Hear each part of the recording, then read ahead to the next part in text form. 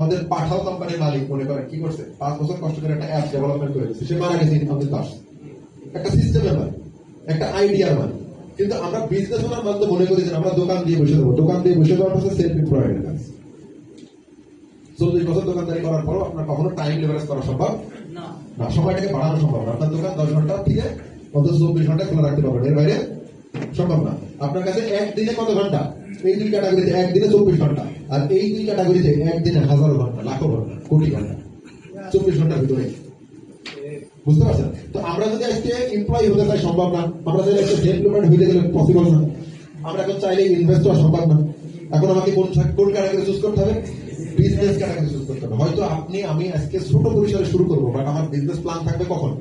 অনেক বড় হতে পারে। আমার কোম্পানির বিজনেস অনেক বড়, আমার বিজনেস খুবই ছোট, বাট এই ছোট বিজনেসটাকে বড় করা সম্ভব, একটা সিস্টেম দাঁড় করানো সম্ভব এখানে।